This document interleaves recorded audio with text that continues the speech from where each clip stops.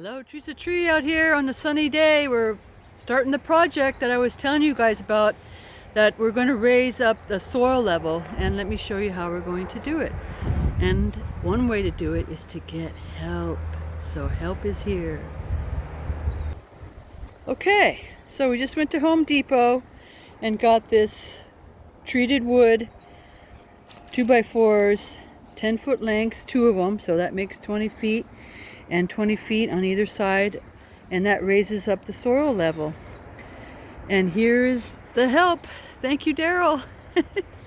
So he's measuring, and we're going to make a little box around that citrus tree so it'll get some more soil as well. And we're going to put these stakes in to keep the wood in place in the ground. Measure twice, cut once. Okay, so here he is measuring, making sure he gets the right length. Uses the pencil to mark it off. Where the end of the box is there. And then makes a straight, and this is for the ends of the box. And then he's going to use the saw. There he goes, cutting the wood. This is my sweetheart, this is my husband helping him. Ta-da! See, that's going to be for the end of the beds, and he'll cut it to fit and snug it in. There we go, on that end. And then the same thing on this end. I have to cut those little U's. And we're going to cut out little U shapes for the irrigation. Thank you.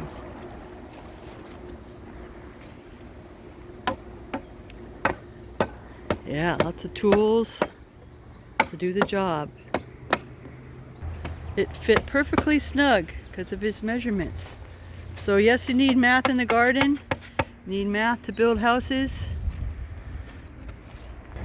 Okay, he's marking where the drip irrigation lines are, and you're going to cut out a little piece so that they can fit right through there.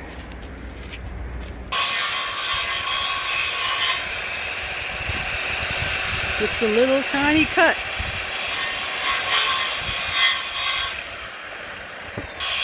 And the other one. And that'll be for the drip irrigation. And he takes the hammer and gets that little piece out, a little notch, I guess we would call it a notch.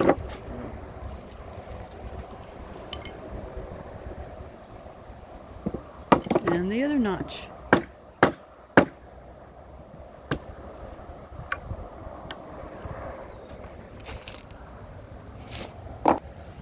Okay, so he's fitting in the drip irrigation so that it fits right in there. Snug.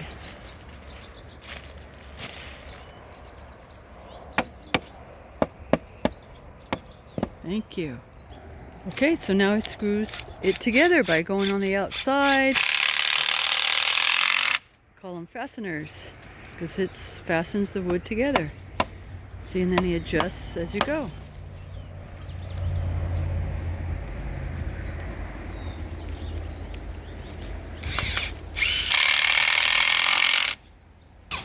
That tool is called a drill, power drill, and that really comes in handy for so many projects.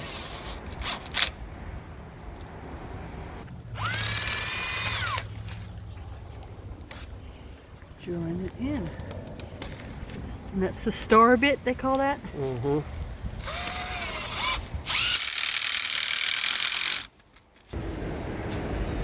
There, that's the star bit.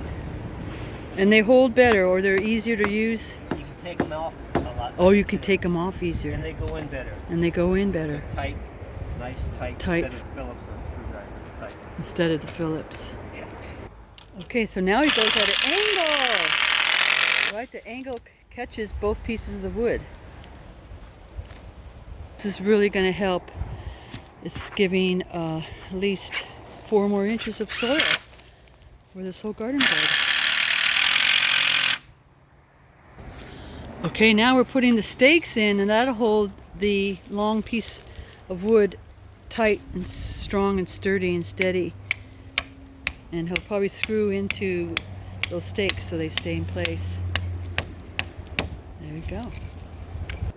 See how there's stake on either side, and that'll hold it in place. And now another one's going in.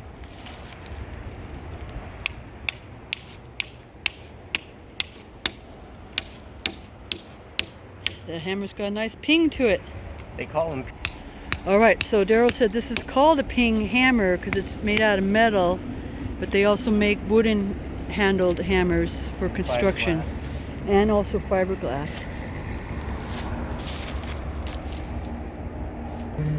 Okay, so now I'm going to use the drill and put the screws in to the stakes, and Daryl's going to measure, and we're going to make a little box for the citrus tree so they can get more soil.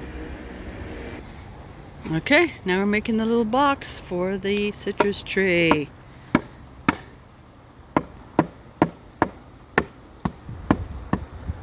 See how helpful and handy a hammer is? If I had a hammer, I'd hammer in the morning, I'd hammer in the evening, all over this land. And you gotta measure. Making the little box for more soil to go in so that the plant has more soil to grow. Okay, he's measuring again to make sure that each side is about the equal length and equal width, so it's snug. And then screw it into place.